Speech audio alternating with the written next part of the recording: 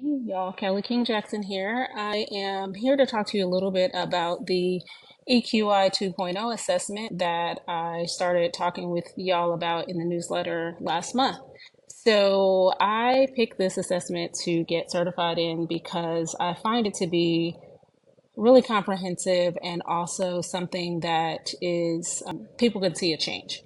And so in the emotional intelligence assessment, we are looking at kind of five quadrants. We're looking at self-perception, self-expression, interpersonal, decision making, and stress management.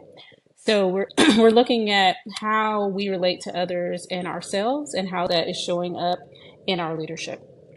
So at the time I took my assessment, there was a lot happening in my business and at home. And, I was still getting the job done, but was not really cognizant of how it was affecting how I was showing up, except for the fact that I knew I didn't have as much kind of oomph as I typically had. And so when I got my results, I wasn't surprised. I was disappointed, but not surprised. You'll see this red line here, which is kind of the mid range. And so when you're kind of in your balanced state and kind of doing well, if you will, with the air quotes, you're going to be somewhere around 100.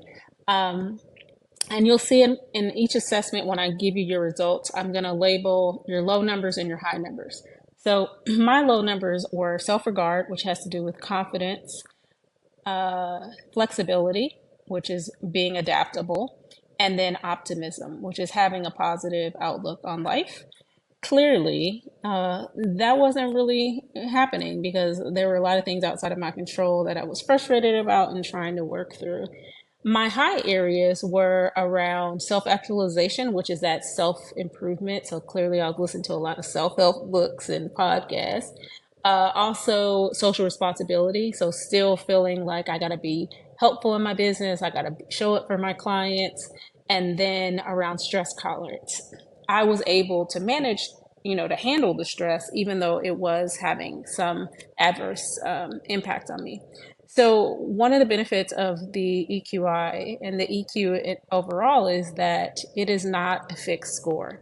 And so, as you get your results, you're able to look at them, sit with them, and come up with an action plan of how you're going to try to move those scores back towards 100 so that you can have more equilibrium or balance in your leadership and in your life. So I have been working on those for the last few months, started with a new therapist. I have put better boundaries around my time and making sure I'm not overbooking and overcommitting myself to things, taking some time off, spending time doing things that are fun to me.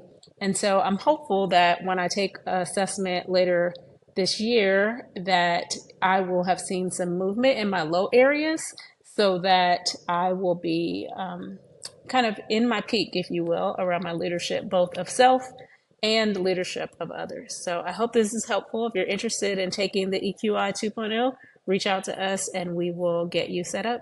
Hope you're doing well. Take care, y'all.